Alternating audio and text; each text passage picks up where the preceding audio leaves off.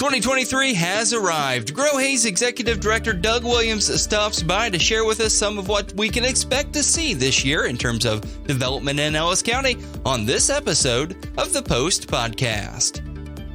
Talked a lot about some of the projects that we've been working on in 2022, and obviously those will continue over into 2023. But one of the big ones is our microfactory. Up till now, we've just talked about it. We have conceptual drawings. We have more than conceptual drawings. We have blueprints and that kind of thing. But we're going to build it in 2023, and we hope to complete it by the end of 2023 and start getting some tenants in there to actually start making some things, and for that structure to fulfill its promise, which is to be an incubator for manufacturers and new businesses that can grow and outgrow that space. And the next one rolls in, and it serves the community for decades to come. So the microfactory will be a big project in 2023. We'll continue on our housing efforts. We talked a little bit last week. Phase 1 of the Tallgrass Edition that Heart of America has developed is sold out. 36 homes in about a year and a half's time, which is almost unprecedented in terms of the rate of construction in our community. And the next 18 lots to the north will be completed sometime in January.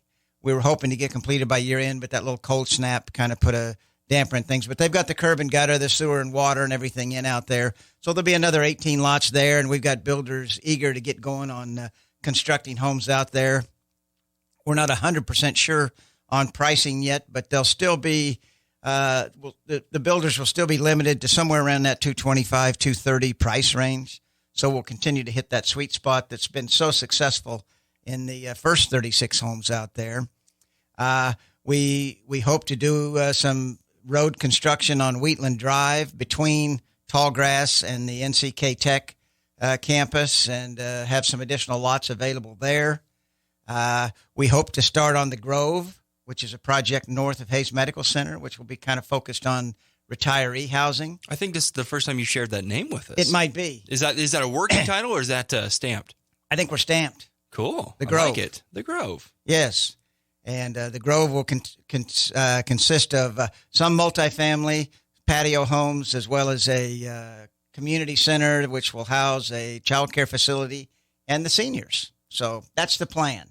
Until it's there, you never know for sure. But we're real close to getting started on that, and that'll definitely be a 2023 project that we'll start on in terms of infrastructure, building roads, and ideally getting the community center started. I think we've got to do some fundraising to get that to happen, but it's a very good project, and I think that we'll have some success in that. And so that'll be a project that we're working on.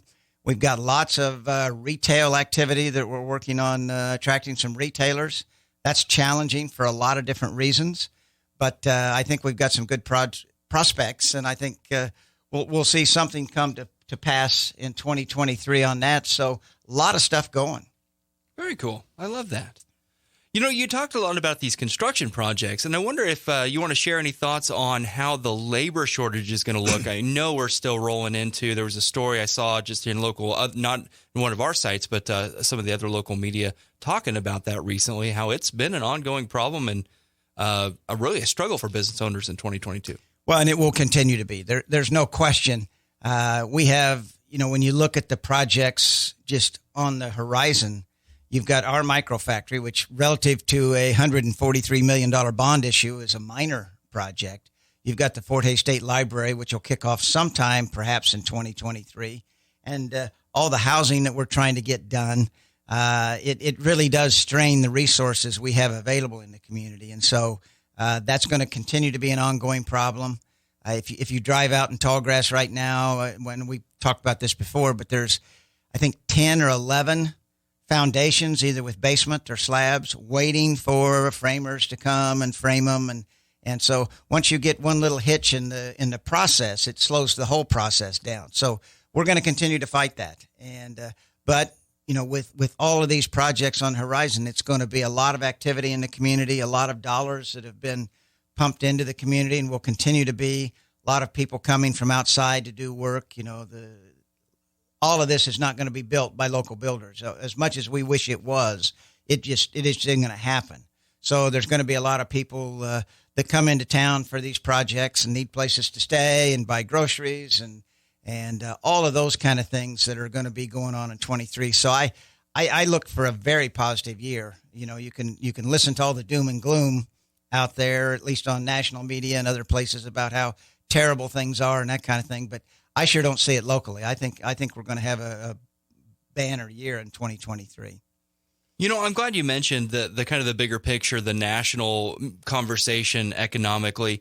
You know, we've seen this year inflation and political strife and all that kind of stuff. I wonder if you want to talk about how that maybe looking forward could impact or potentially impact, because I know nobody has a crystal ball, but it's looking like everything's smoothing out going into 2023, right? Well, I think things are better. Obviously, the media feeds on more negative than it does positive, and so they like to do that. But a lot of it comes down to attitude. You know, people's attitude, and that's the thing that worries me. I talk to people, and they tell me how bad things are, and yet I ask them how their business is. Oh, it's great. So whoa, what's going on here? You know, these two things don't match up, and I just think that it's more rhetoric than it is reality. Yeah, the inflation is a problem. You know, and we're struggling with it in so many aspects, particularly construction. That's one of the things we struggle with retail recruitment.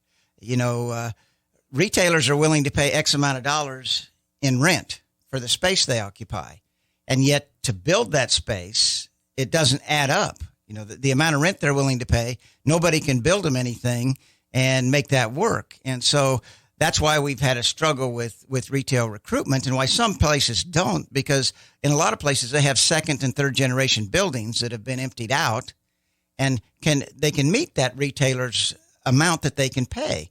We can't build something new here because we don't have any empty buildings.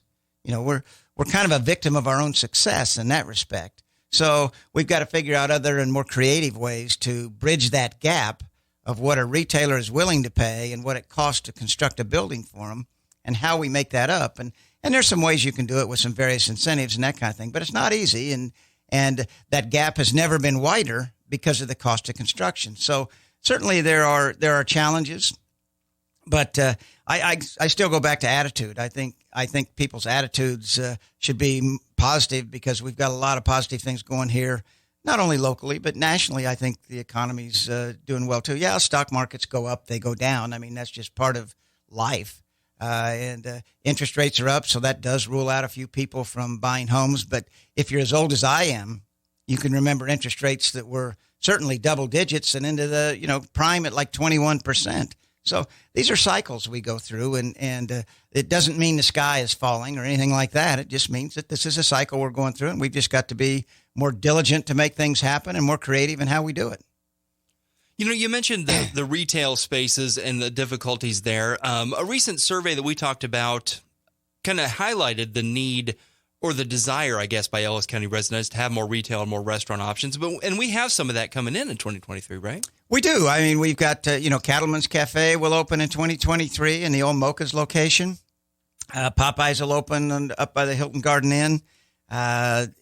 We've got some things going on in the retail space. The national, or in the restaurant space, the national retailers, that's a longer cycle. You know, that takes a little more time to get those people to consider things, and that's where we run into the rental gap, as we talked about. Most of these companies don't own the real estate they occupy. They may build it and then they sell it off to a investor who rents it back to them, so they can get that capital back out and buy inventory and expand and get more stores and that kind of thing. That's kind of the model a lot of them follow. So, and that investor is going to want a rate of return on his investment. So when a retailer is willing to pay $7.50 a square foot, but it costs $200 a square foot to build that space, there's a disconnect.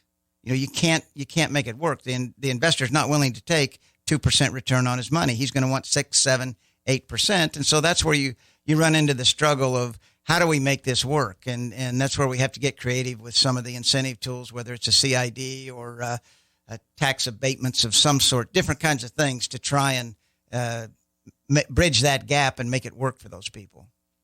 You know, how's it looking locally for those that are maybe wanting to start a small business, or, we've talked about in the past kind of like side work and gig economy jobs, But how is that going to shape up for 2023, do you think? Well, I think that's going to continue to be positive. I think we're going to continue to recruit people to our community that have remote jobs. I think the retailers that want to open a small store, I think they're going to have great opportunities. It's never been a better time in terms of access to capital. Some of the e-community loans and that kind of thing that we do make it much easier for a business to open up. Probably the biggest problem, quite frankly, is space. You go downtown, there's no empty buildings.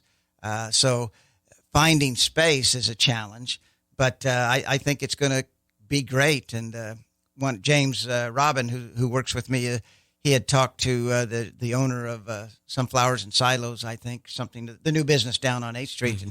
And she said it's been a great Christmas season. She just opened up about 30 or 60 days ago, and she said she's been really busy and lots of things going on. And I think by and large, the downtown merchants had a pretty good Christmas season. And so I think it's a great time to open a business. If you've got an idea or work from home, we've got programs. We've got, all kinds of different classes and things that we hold from time to time, whether it's our Ice House class or our pitch it events. We're going to have some of those next year where people come in and pitch their idea and gives them access to not only win some prize money in the contest, but also have access to people who come and watch. It might be capital investment in their idea or their business. So there's lots going on.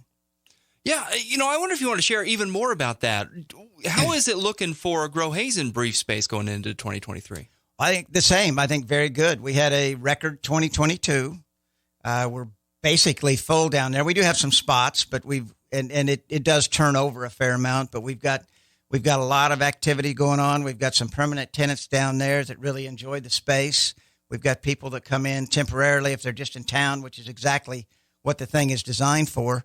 And, for Grow Haze, we had quite a 2022, adding 2 new people.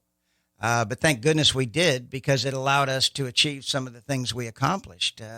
I've said it a lot of times, but the microfactory wouldn't have happened without David Klingen coming on board and writing the base grant to the state of Kansas and the grant to the Patterson Family Foundation. So, and James Robin is working on the e-community stuff and loans and those programs. And so I couldn't be more optimistic. I couldn't be more happy with where we are as an organization and what we've accomplished in the last year and what I think we'll accomplish in 2023.